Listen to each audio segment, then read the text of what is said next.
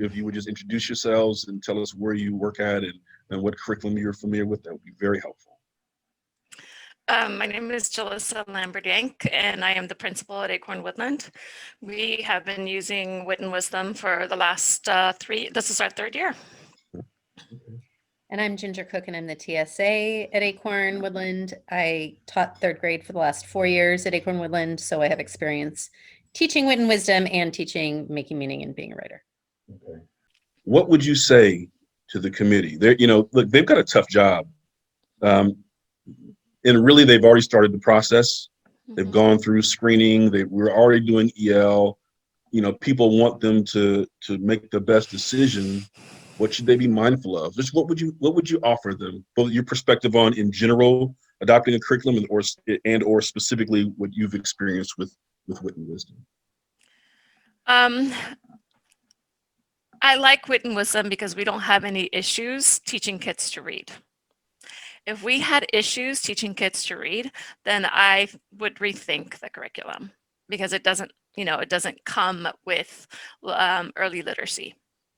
And that is huge. And what I'm hearing a lot is that, we're doing a horrible job teaching our Black and brown kids to read. And that definitely is an issue. It's not an issue at my school, so I feel fine with going forward with Wit and Wisdom. But like I said, I feel like we need to make sure that we have a really strong early literacy curriculum in order to then bring a curriculum like this, right? Where it's preparing kids to do higher level thinking, which we want, right? But I like, if we're saying that we're not doing a good job teaching kids to read, then I feel like our focus needs to be on how the hell are we going to teach all our kids to read? That's basic, right? And then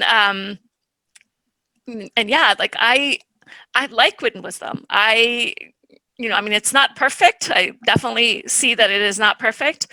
I like it because it is rigorous. It's deep thinking, and I feel if we tweak it enough, that we can prepare our kids to be activists in the future, to stand up for their rights, and to I just keep having this vision of Kamala Harris when she was debating Pence, right? And just kind of owning it, right? She had the knowledge, she had the preparation to own that debate, and I want all of my kids to be able to do that, right? It's don't just look at me and see the color of my skin or see my background, but expect me to be a force. Expect me to be someone who's going to have the knowledge to defend myself, and who knows enough about this country and its history to be able to defend my rights. Thank you. See, it's interesting. You're able to step back out of your own role, out of your own school, and say, this is what I think about this in relationship to the whole, the schools who have this context or that context. Or the kids are great readers, and the kids don't know how to decode. One last thing, though. Sure, go ahead. I'm sorry. I just want to make sure that we're asking the right question. We just had a PD where we talked about the British rowing team. They were in 7th place, and then they wanted to win gold at Sydney. And they they were like, okay, so what is it going to take for us to win gold? And so one of the questions that they kept asking themselves is will it make the boat go faster? Okay. And I'm all about the kids and focusing in on the kids, right? I don't want this committee to lean towards adults and what is best for adults. I want them to lean towards what is best for children, and all of them, right? Because I think adults can adapt. We are grown-ups, we're adults. That's what makes us resilient, and that's why we're teachers, right? But I really hope that you guys stay focused on our kids. Thank you. What are the pros and cons of Wit and Wisdom? Ginger, why don't I start with you? Great. So One of the things, so I'm going to speak from the third grade curriculum because that's the one I know the best. I've seen other grades teaching it as a mentor and a coach, but one of the things they love is just going deep into a module, into a theme. And there's so much research about how good that is for our kids to be able to go deep onto one thing and really become expert in it, and build those neural pathways and be able to build their learning and capacity with deeper comprehension questions as they learn the content more deeply. So for an example, in third grade, they were doing space. There's a whole unit around space and a unit around oceans, a unit around immigration, and especially the space unit. There's just so many ways that we got into some really complex conversations, and they got really excited about that. There were opportunities for them to build knowledge through video, through multiple texts from multiple perspectives. So that was something that they got jazzed about. That's great. What would you consider to be a drawback or something that's not so hot about it? Well, there are a few things. One,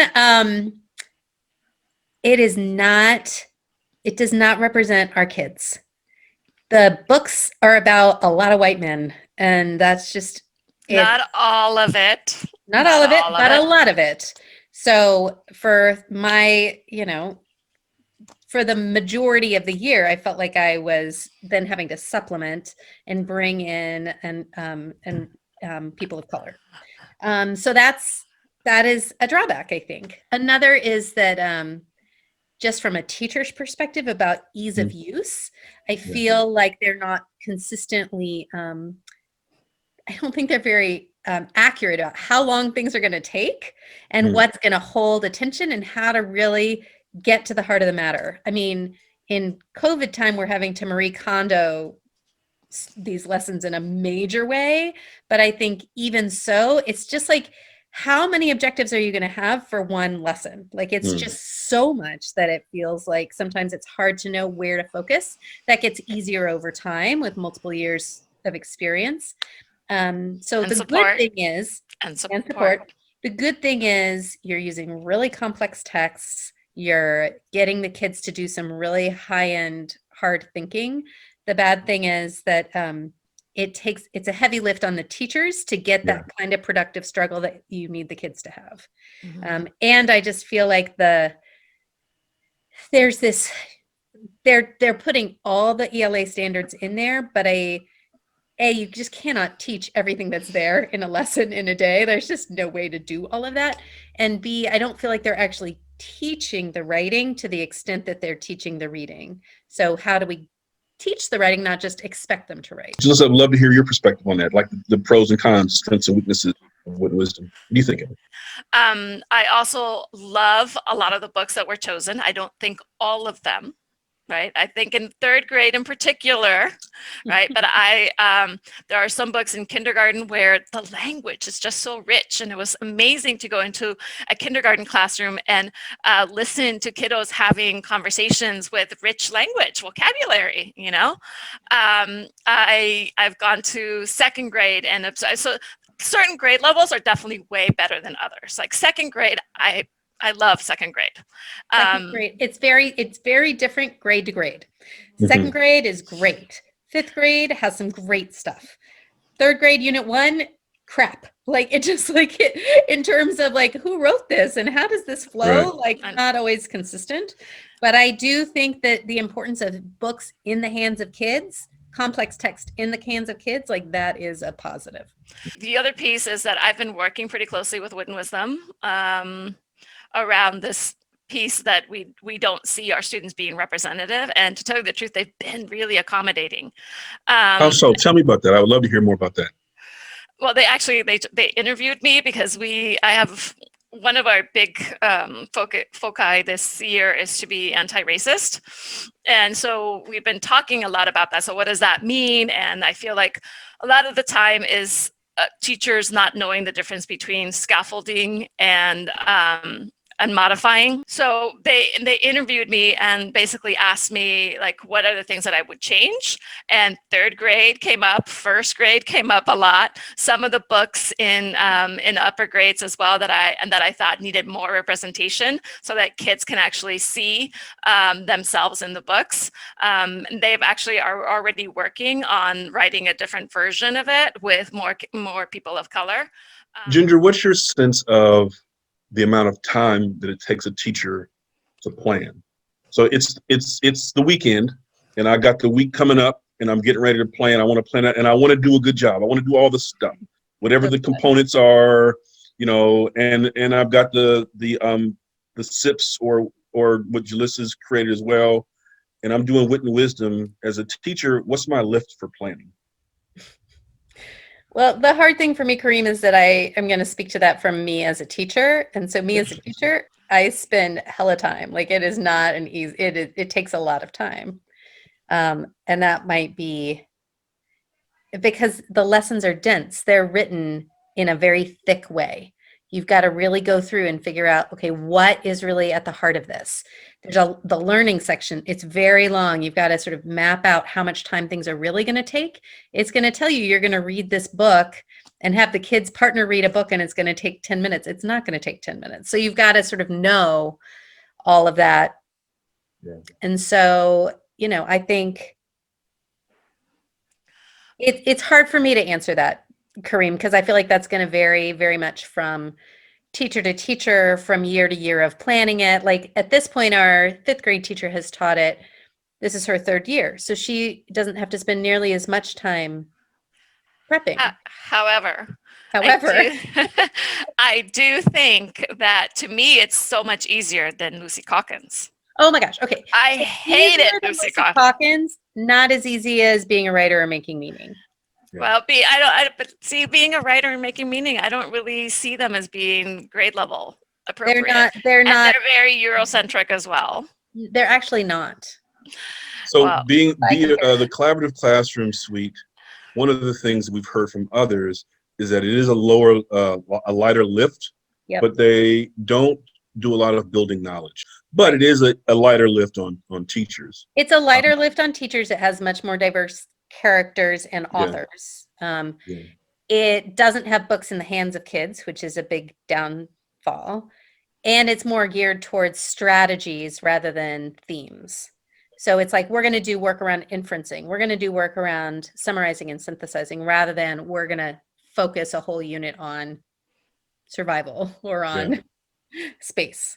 It's interesting. You mentioned about having books in kids' hands. That's one of the things when we talk to curriculum experts, publishers, etc. When they look at something like ed reports, which is, you all know about ed reports, they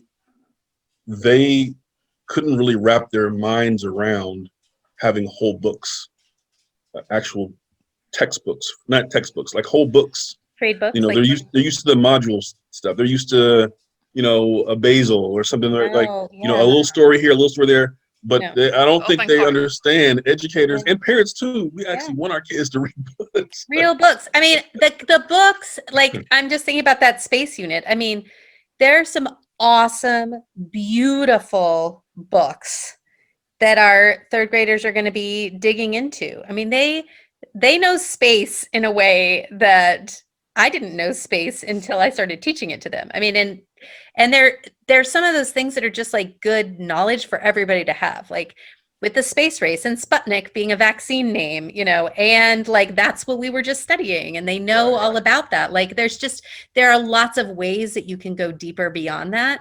And I do love that they have actual books in their hands, that they are learning and being able to make connections and compare across them. And I agree with Julissa, it is way easier than Lucy in terms of planning, because it's not just a script of what like one person's experience with a lesson might be. It's trying to give you a laid out lesson, but in reality, that still took me like an hour for each lesson to plan. But that's me. Like I like to go deep and really understand it.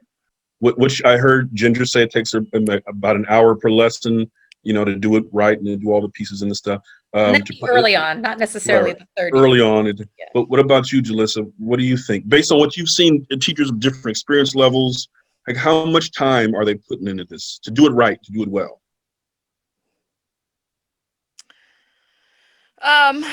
Yeah, I would definitely say at least an hour per lesson. Okay. And I'm thinking of teachers in different levels, right? I mean, Yeah. I feel like I've been a teacher long enough where I can read a lesson and like figure out exactly what my 3-point is and know like the things I need to focus on. But I remember definitely like spending my weekends reading Lucy Calkins to try to make sense out of it. And I still like felt like even after reading, I don't know how many words, I still didn't quite get what I was going to have to teach because I had to come up with my own stories, right? So to me, it's a lot more doable than Lucy. I hated reading her stuff. Sorry. So Wit and Wisdom, correct me if I'm wrong, does not necessarily have a skills block, a foundational skills block, correct? Mm-hmm. What do you all use for a foundational skills block?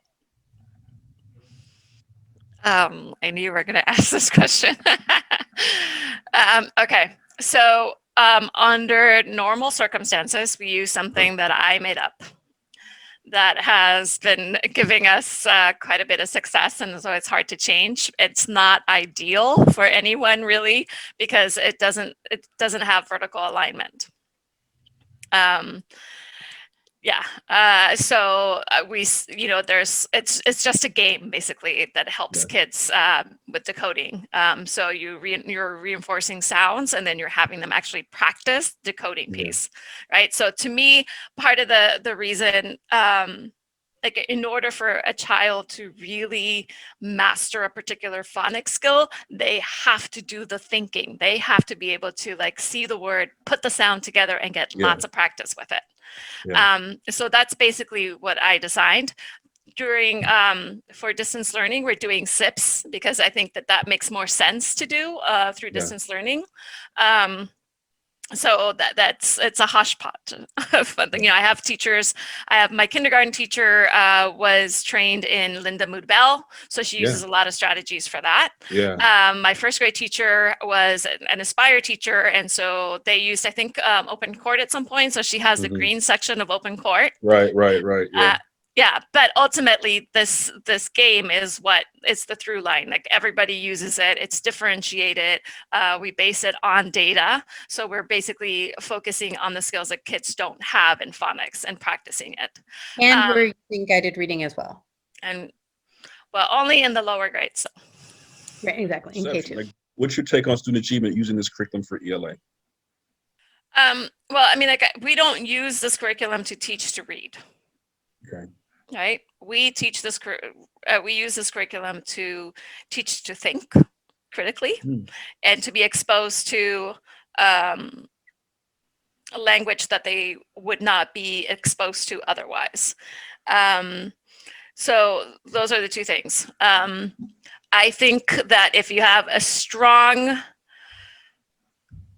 practice in terms of teaching kids to read, then we basically have students who go to second grade who have mastered all their phonics skills, right? So then Wit and Wisdom is not such a great lift.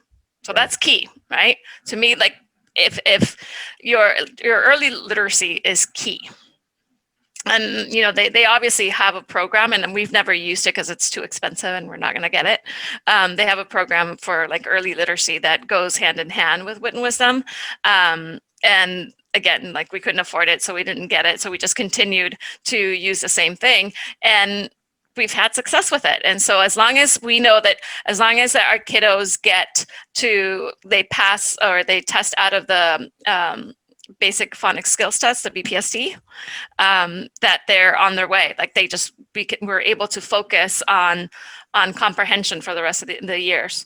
The kids who have difficulty are kids with IEPs. But I think even the students with IEPs are now succeeding more because we have more of a curriculum that is helping them. I think that it's a lot of really rich discussions. Yeah. And Ginger, you were going to say something. I was just going to say, I do think, if I think over the 4 years of teaching, I mean, so like the last year of teaching third grade was COVID time, so we weren't able to get to the same place. But Yeah. over those 3 years, I do feel like there was consistent growth in terms of sort of where they ended up at the end of the year in terms of the complex thinking and those higher order standards that are harder to get to. Yeah. The summarizing, the synthesizing, the inferring. Like I feel like we were just hitting that super hard, and there were lots of really authentic ways to practice that with the curriculum. Yeah. And I feel like there was more consistency and coherency across the grade levels, at least second through fifth, with the Wit and Wisdom, which helped with that as well. So I think just, anything that's sort of giving kids, oh, like this is what you're talking about. And that's what we talked about last year. And so now we can move on and build on that thinking. I mean, that's just to the benefit of our kids, to not keep switching it up on them. Yeah, it's interesting. So we have met with teaching staffs who have had very different perspectives on things based on their context. In some places, the kids are coming in to kindergarten reading, literally reading. Yeah. Not just knowing their alphabet sounds and like they're reading. They can the phonics, like they with comprehension. Yeah. And then there are other schools. We have one school, I won't say who, they expressed exasperation. Their kids can't read, and they felt that units of study wasn't supporting them to get their kids to be able to read. Like that was their world. Yeah. And so, I don't know. We've actually encouraged Oakland Unified to consider maybe you adopt more than one curriculum, and then the school they can choose. But there are logistical hurdles to that. You got to support two, and you've got to, all that type of stuff. So that's a real. So the best case scenario is there's something that can work for everyone. Yeah. But in lieu of that, you have to kind of, you can't leave the kids out who don't know how to read, and whose parents don't have the resources to close that gap. Right. And so it's a tricky thing. It's a tricky thing. That's why I asked about the context. What context. And Kareem, I just would add to that I just think I think it's so important that we're giving our kids opportunities to do the heavy lift.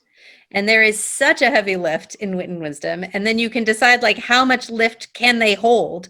But we had to get really comfortable with productive struggle on their part. Mm-hmm. And if we don't give our kids in East Oakland that, and we only give it to our kids in the hills, like it's just going to keep adding to that. It's got to be something rigorous. It's got to be something with a complex test. It's got to be interesting. Yeah. Ideally, it's going to better represent them as well. And it is going to be, I mean, there are lots of things I would tweak about it to make it better, but I still think on the whole, there's more good than bad in terms of what it's giving to the kids. And I think, I mean, like my own son went through Oakland elementary schools, and I feel like, that could have been really interesting work for him just as well as it is for my kids in East Oakland. Like there's a lot there to dig into. Yes. So let me ask you. I was going to say that, sorry, my child was one of those kids that was already reading in kindergarten, and she went to Thornhill. And I was so incredibly disappointed just coming from the educational perspective, right? It's like she's reading, and yet you're teaching her open court. It's like, why are we so happy with mediocrity? It's like, why can't we push further? I would have been much happier had she had that, because then she actually would have gone deeper into content. Yeah. So that's why it's important to have something that builds knowledge. Regardless, there are programs that do both. They go deep and also have those safety nets there for kids, or they systematically go through things to make sure that they're acquiring the building blocks of cracking the code. Ginger, if you could leave the committee or send a message to the committee about curriculum adoption in general, or Wit and Wisdom specifically, what would you offer them? I have been in rooms where people are figuring out what they're going to adopt in terms of curriculum. And I think, and I don't know what is coming their way and what they're getting. But I think there are a lot of like bells and whistles that you have to get past.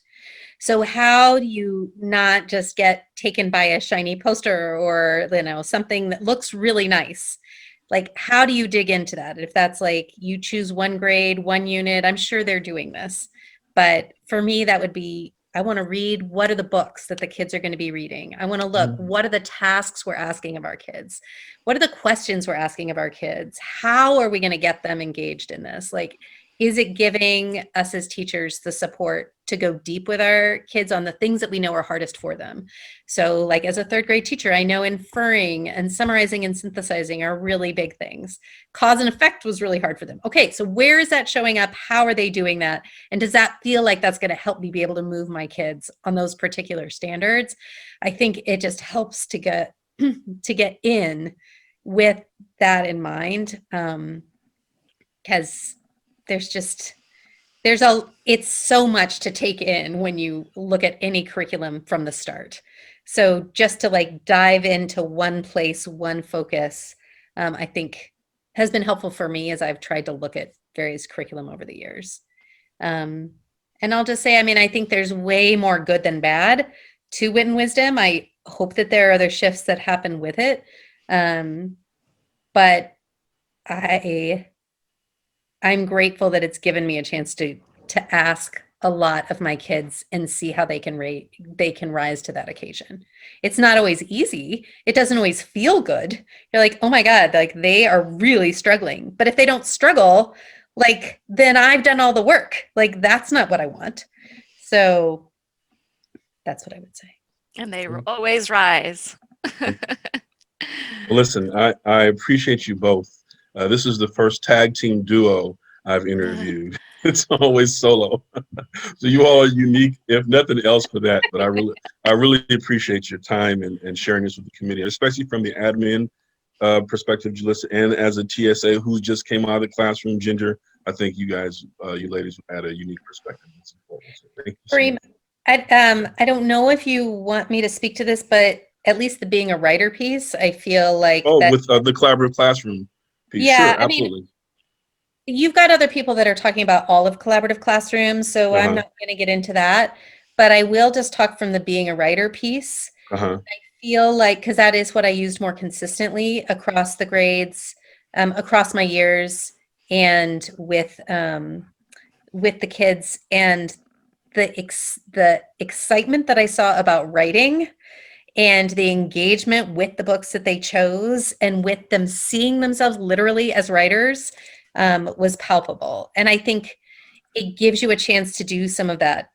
I mean, you could do like grammar-y things, but it took what Lucy was trying to do in terms of a genre study and immersing and then getting to publication, and really gives you guidance on how you're actually going to do that so that you don't have to spend an entire hour planning and reading 30 pages to get there.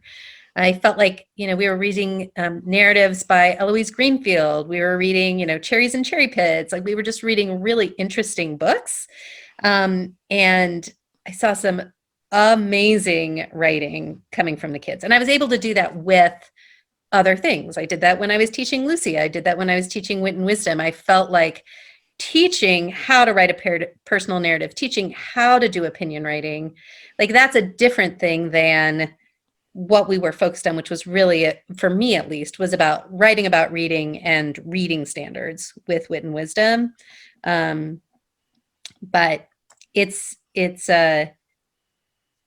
the lift for teachers is much less with it being a writer. And it's an important thing that not all teachers feel comfortable with.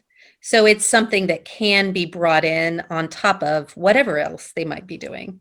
And I feel like as an organization, that nonprofit is trying to have much more representation throughout the texts. So for whatever it's worth. So you've mentioned this a couple of times. So the lift. Yep. How important is the lift? I heard Jalissa say, I'm not trying to get you guys to argue here, but I heard Jalissa say, listen, adults need to step up. Yeah. Basically, yeah. Some things are tough. It's hard work. It's going to take time to plan, but let's make the decision of what's best for kids. that's one perspective, and I heard that. It sounds like you're indexing a little more heavily on being mindful of the lift for the adults. Kareem, go ahead. I'm just curious about that. Would love for you to elaborate. Well, Kareem, I would say two things. If it were not a lift for the teachers and it wasn't good for kids, forget it. Like it's a non-starter. Right. The only reason I'm saying anything about being a writer is because I saw how my kids responded to it.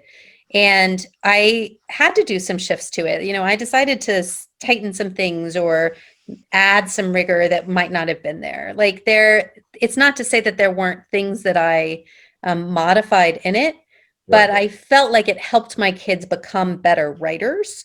And there, you also have to have trade-offs. Like if everything in my day took me an hour to plan, Kareem, I would be a puddle. Like I would not be able to teach. So it can't all be a heavy lift. And I think, and I do think, like, you know, if they just had a better designer at Great Minds, if they just made it easier to digest the curriculum, that's for the good of teachers. Like that's going to help them be able to teach better. So I'm not saying, I don't think it has to be a heavy lift for teachers to be good for kids. I think it's a bonus if the developers figure out how to make it easier for us to still, and when I say heavy lift, I guess I'm talking about two heavy lifts. There's the heavy lift of planning, and then there's the heavy lift of who's doing the work in the classroom.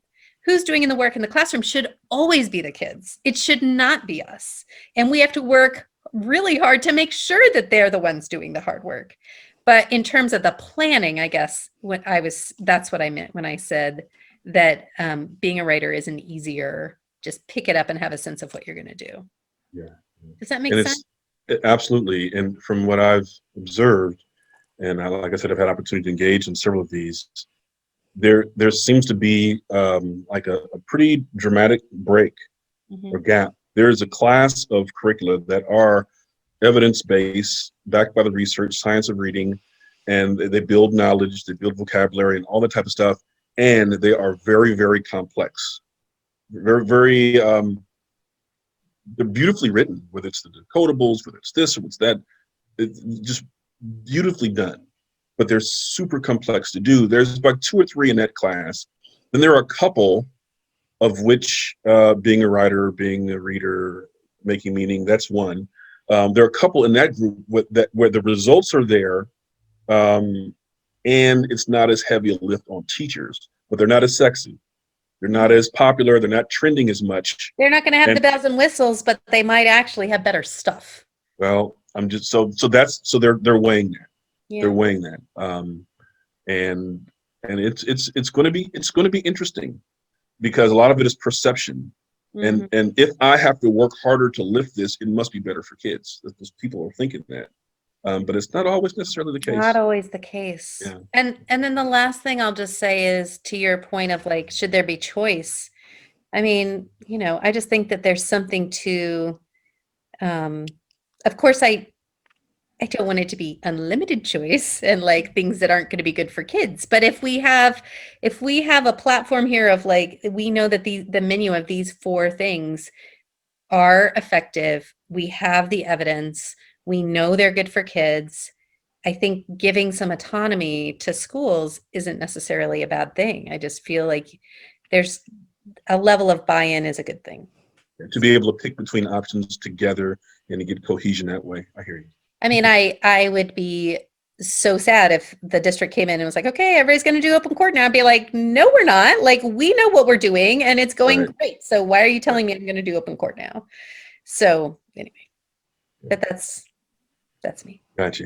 Well, listen, thank you both for your time. I really appreciate it.